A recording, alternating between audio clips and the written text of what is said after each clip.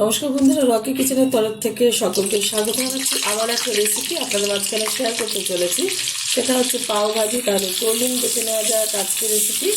ওভেনে একটা কড়াই বসিয়ে তাতে দিয়ে দিচ্ছি কিছুটা পরিমাণে সাদা তেল। তেলটা গরম হয়ে যাওয়ার পর দিয়ে দিলাম কিছুটা পরিমাণে বাটার। আর আগে থেকেই আমি সব রকম ভেজিটেবিল কিন্তু সিদ্ধ করে নিয়েছি, এক এক করে দেখাবো। প্রথমেই দিয়ে দেবো এখন এর মধ্যে সাদা গোটা জিরে,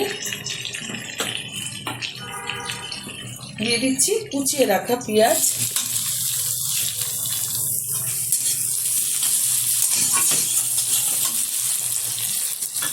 দিয়ে দেব 3টে কুচিয়ে রাখা কাঁচা লঙ্কা, ঝালটা যার যার পছন্দ অনুযায়ী ব্যবহার করবে। দিয়ে দিচ্ছি কুচিয়ে রাখা 2টো টমেটো। আপনারা টমেটোটা এর থেকেও একটু ভালো যদি কুচিয়ে নিতে পারেন, আমি এই যেরকম পেরেছি এরকমভাবে কুচিয়ে নিয়েছি, গলে যাবে। এতেও ভালোভাবে একটু মিশিয়ে নিচ্ছি। এদিকে আমি একটা পেস্ট তৈরি করে নিয়েছি। এই যে শুকনো লঙ্কা সিদ্ধ করে দানাটা ফেলে তার সাথে কয়েক কোয়া রসুন আমি পেস্ট করে নিয়েছি, এটা দিয়ে দিচ্ছি এর মধ্যে। এতে কিন্তু ঝাল হবে না, কালার হবে ভালো।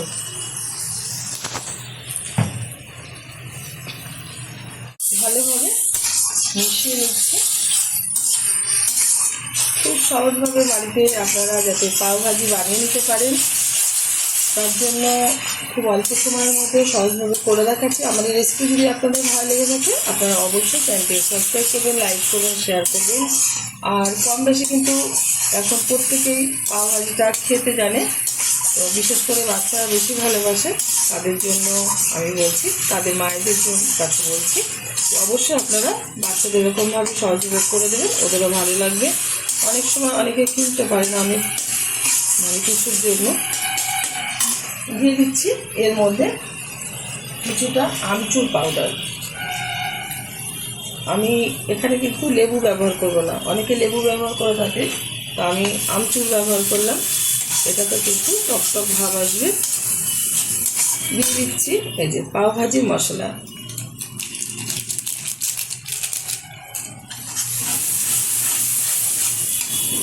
দিয়ে দেবো পরিমাণ মতো লবণ।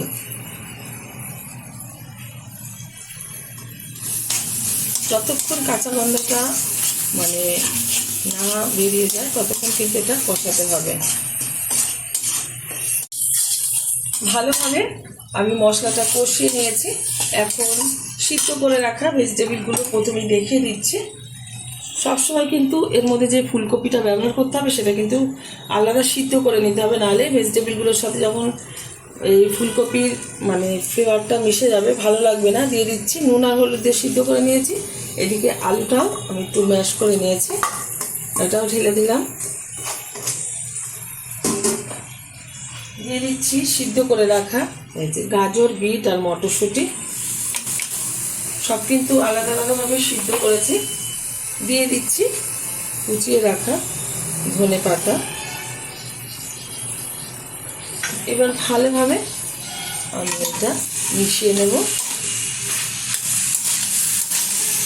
আর এটা কিন্তু একদম হাতা দিয়ে খুন্তি দিয়ে ঘেঁটে দিতে হবে, যাতে সবজিগুলো একদম ডালের মতো মিশে যায়। পাও ভাজি এটা কিন্তু এরকমই হয়, অনেকটা ডালের মতো দেখতে।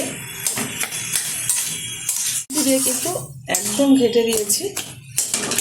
যত ভালো ঘাটা হবে তত কিন্তু টেস্ট হবে ভাজিটা। দিয়ে দেবো এর মধ্যে পরিমাণ মতো একটু জল।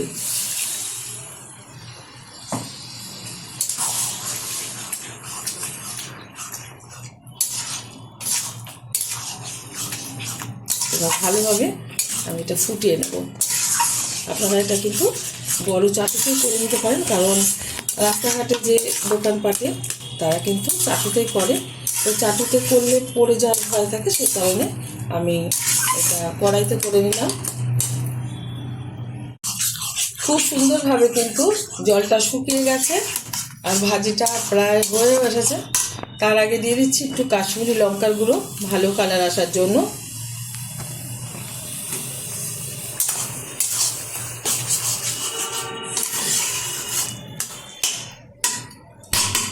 নামানোর আগে দিয়ে দিচ্ছি আবারও একটু বাটার। এটাতে কিন্তু বাটার একটু বেশি লাগে। ভাজিটা হয়ে গেছে, নামিয়ে নিচ্ছি। এবার পাউটা আমি ভেজে নেব। পাউটা ভাজার জন্য ওভেনে একটা তাওয়া বসিয়ে দিলাম, দিয়ে দিচ্ছি বাটার। 4-5টা একটু লাগিয়ে দিচ্ছি।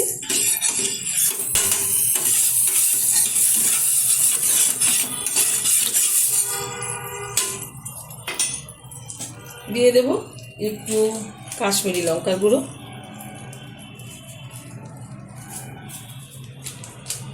দিয়ে দিচ্ছি কুচিয়ে রাখা কিছুটা ধনেপাতা। এই যে ব্রেডগুলো আমি একটু মাঝখান থেকে কেটে নিয়েছি এরকম করে, এবার দিয়ে দিচ্ছি।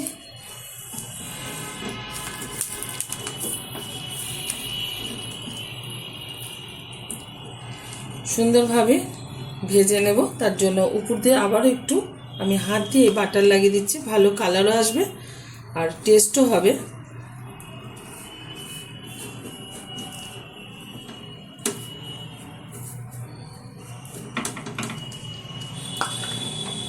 এবার একটু দিয়ে দেবো ধনেপাতা।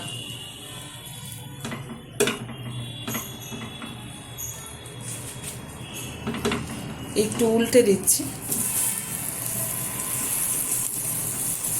সুন্দর কালার চলে এসেছে। এবার নামিয়ে নিচ্ছি। তারপর পাওভাজিটা সার্ভ করার জন্য এখানে একটা প্লেট নিয়েছি। প্রথমেই দিয়ে দিচ্ছি এর মধ্যে এই যে ভাজি। এটা কিন্তু খুব একটা জনপ্রিয় খাবার, ছোট বড় প্রত্যেকেই ভীষণ পছন্দের।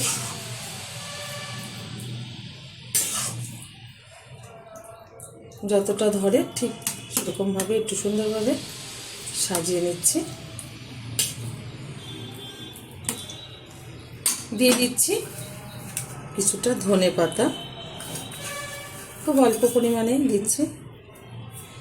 দিয়ে দেব বাটার,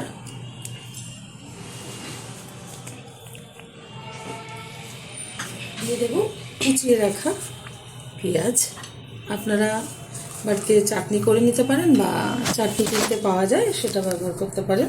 আমি চাটনিটা নিলাম না, দিয়ে দিচ্ছি এখানে এই যে পাউ। সুন্দরভাবে কালার এসে গেছে,